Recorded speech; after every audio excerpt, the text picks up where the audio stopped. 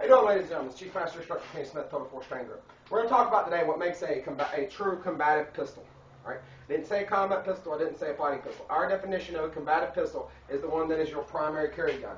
It's not a backup. It's not a deep cover. This is the one that you would carry if you knew you were going into a fight, which for me,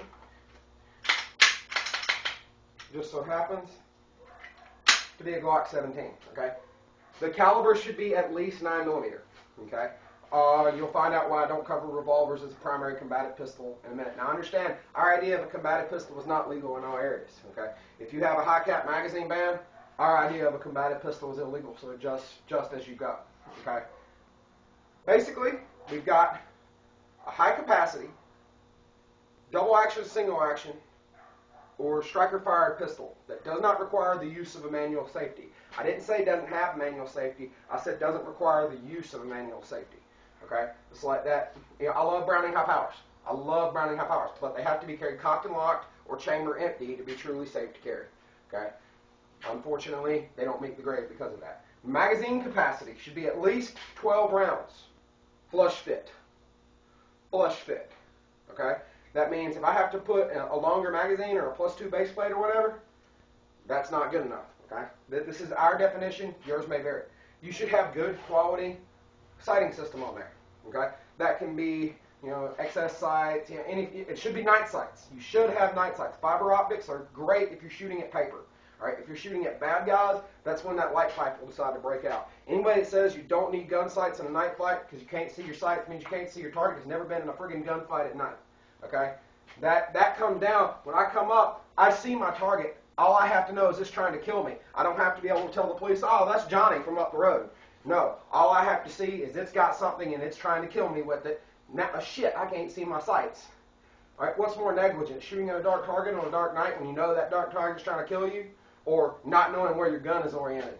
Okay? Another advantage of point shooting right there, ladies and gents.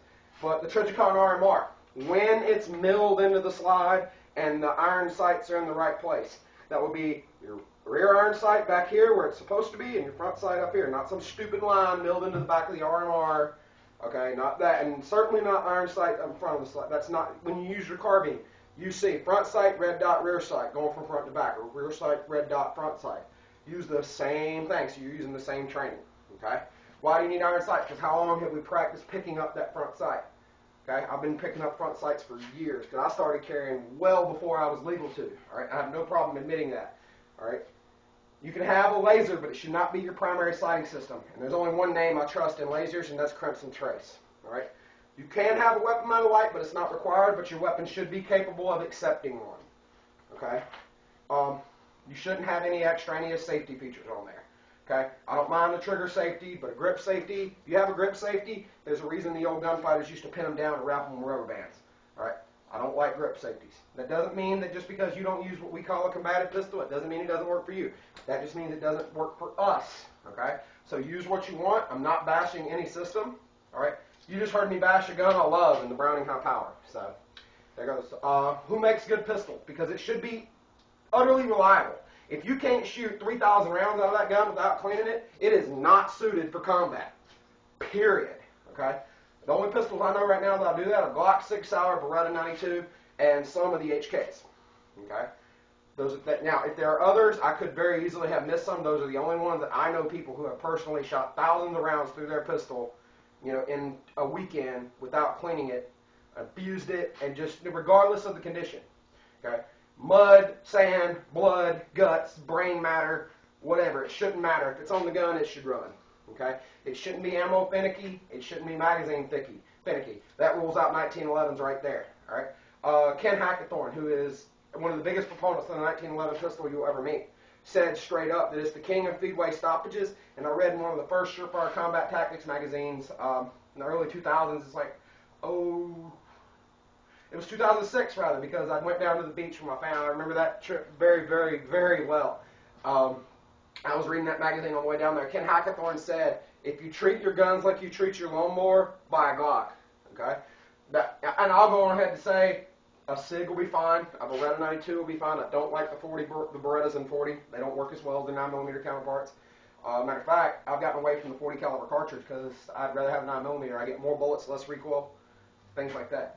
The guns last longer too. HK P2000 is a good gun. The HK USPs and 9mm are nice guns. But HK hates people with guns, so good luck getting service from them. Again, SIG 226, 228, those are extremely nice guns. And I'm certain I like Browning high powered, but again, because it's a single action gun, it doesn't stand up. The Smith & Wesson M&P is a great pistol. Great little gun. If I'd have discovered the M&P before I discovered Glocks, I would probably be carrying an M&P, just to be honest with you. But I got so much invested in the Glock platform for a gun that does very, very similar things. I don't know if it's quite worth swapping over when there's not as many spare parts available for the M&P yet. That's the only thing that slowed me down. Okay. I don't really like triggers on combative pistols. That's just a legal trap waiting to happen. Okay.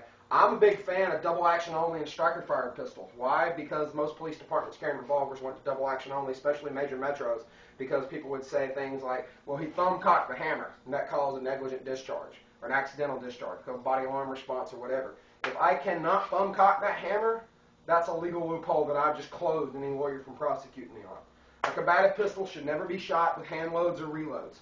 Why? Because you literally manufactured your own evidence with your reloading record. So if you get involved in a clean shoot, okay, and things are a little questionable, maybe there's no gunpowder residue, it looks like someone was shot further away kind of thing. There's a whole lot. Masa Upa's done a lot of work on this, but there's just a lot. You open yourself up to a lot of shit by using reloads. All right, and someone's going to get on this video and say, well, I've never found a record of it. You need to talk to a man named Marty Hayes of the Armed Citizens Legal Defense Network or a man by the name of Masad Ayub. They will give you ample case records of that, okay, because they both come into that. Reloads are fine for hunting, and they're fine for shooting matches, and they're fine for going to class and practicing with, but they're not what you carry on the street. You carry factory ammunition.